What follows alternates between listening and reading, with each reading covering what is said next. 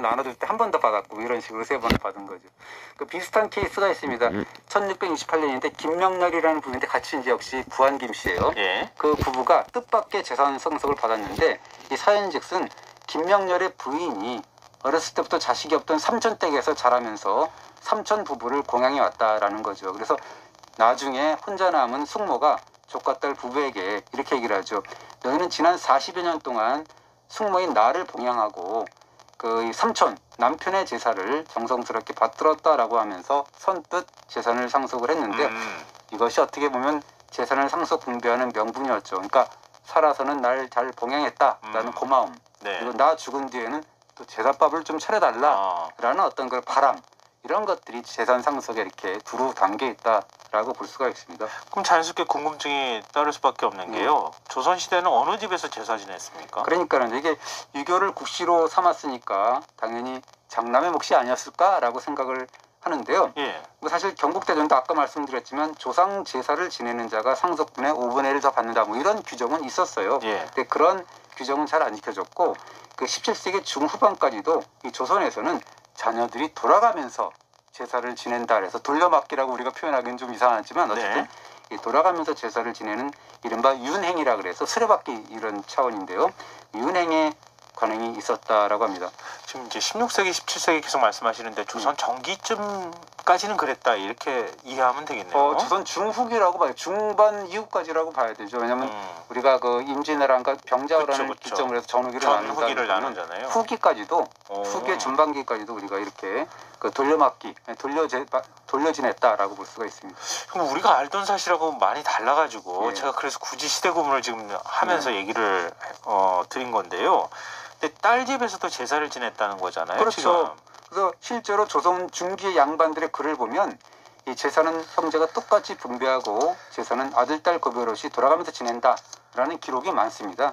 뭐 그러니까 어떻게 됐겠습니까? 그러니까 그 딸, 아들 구별 없는 재산 분배, 재산 돌려 지내기 관행에 따라서 처가살이도 빈번했겠죠, 당연히. 그러니까 처가로부터 재산을 받았을 경우는 또 처가 식구들을 돌보고 처가의 제사까지 받들어야 됐다라는 건데요. 그 유명한 조선 중기의 인물인 유이춘이 쓴 미암일기라고 있잖아요. 그 유명한 그 일기인데 거기도 보면 이렇게 나와요. 내가 부모의 제사뿐만 아니라 외갓집 식구들과 외조모부와 처부모의 제사를 지냈다라는 그런 기록이 나와 있습니다. 그러고 보니까 율곡이 선생도 외가에서 자랐다는 그렇습니다. 생각이 드네요. 그렇습니다. 이 선생은 어렸을 때부터 외가인 강릉 오죽헌에서 태어났고 자랐다라는 건데요. 이 원래 오죽헌은 그 이 율곡이의 어머니인 신사임당이 외가 쪽에서 물려받은 재산이에요. 그리고 이제 그 쭉 이어졌는데 그 딸만 5둔 신사임당의 아버지가 이제 돌아가시니까 재산 분배가 이루어졌는데요. 그에 따라서 오죽헌은 넷째 딸의 아들, 즉 외손자죠. 그 묘소를 보살피라라는 명목으로 오죽헌은 물려줬고요. 그다음에 신사임당의 아들인 율곡 이 선생은 조상 제사를 지내달라라는 당부와 함께 서울에 집 한 채하고 전답을 받았다라고 합니다.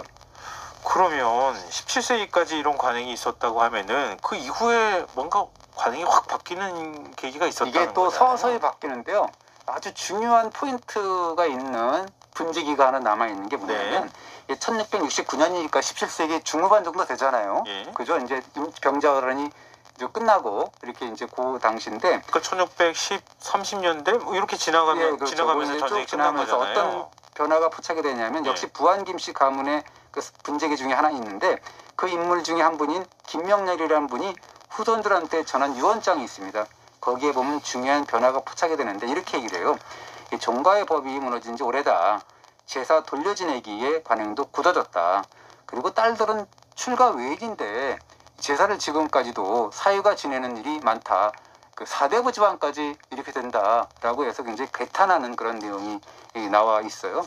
종가의 법이 무너졌다는 게 무슨 의미예요? 그것이 종법이라는 건데요. 이 적장자 중심의 그 제도, 가족 제도를 얘기를 하는 거죠. 그래서 이 17세기 들어서 이 조선의 예학이 발달을 하고 그래서 장남 위주의 어떻게 보면 유교의 종법이 이제 향촌 사회까지 뿌리를 받게 된다라는 거예요. 그래서 이런 뭐 그런 것들이 발달하게 되는데 그렇지만 여태까지 고려시대 때부터 계속되어 왔던 그런 뿌리 깊은 재산 균등 분할 그리고 제사 돌려막기 관행 이건 사실 그 바꾸기는 쉽지 않았다라는 겁니다. 그래서 예. 이 김영렬이라는 분은 이게 바꾸기가 너무 힘드니까 예. 타협책을 제시를 하는데요.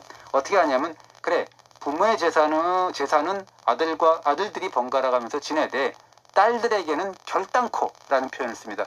결단코 맡기지 말라라는 거면서 예. 대신에 출가한 딸에게는 아들 몫의 3분의 1만 분배하도록 그렇게 규정을 하고 하는 게 이제 분재기에 나와 있습니다.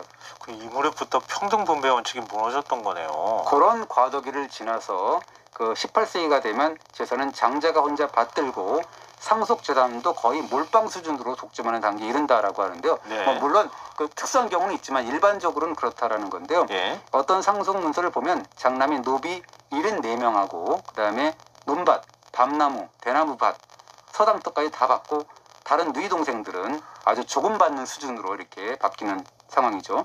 아무리 장남이 조상 제사를 뭐 맡는다 하더라도 네. 그건 너무 과하게 몰아준 거 아닙니까? 사실 그렇게 볼 수는 있는데 들춰놓고 보면 또 그렇지 않을 수 있는 게 뭐냐면요. 예. 이 절대 다수의 재산은 조상의 제사 그리고 집성촌의 형성과 유지 그거를 위해서 마련한 것이에요. 그래서 장남 임의대로 처분할 수가 없습니다. 장남의 경우 처분할 수 있는 재산은 그 아까 얘기했던 김명렬이라는 분의 그 포함한 5 형제가 아까 얘기했던 그런 몰빵 수준이 받았다는 그분 네네. 5형제가 나눈 전답 중에서 장남 몫인 12마지기뿐이었어요. 나머지는 전부 조상 땅이었기 때문에 자기가 임의대로 처분할 수 없었다라는 거죠.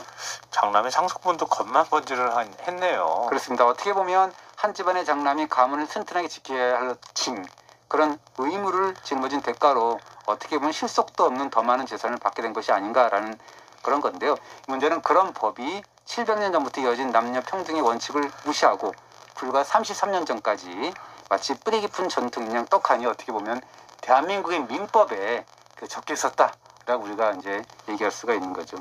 그러니까 우리가 뭐 장자우선 뭐 이런 개념은 어찌 보면 한 17세기 빼고 나면 한 200~300년밖에 안 된 거네요. 그렇죠. 그 전에 훨씬 더 긴 전통은 평등 분배 원칙에 따라서 이루어졌다고 하는 건데. 그렇습니다.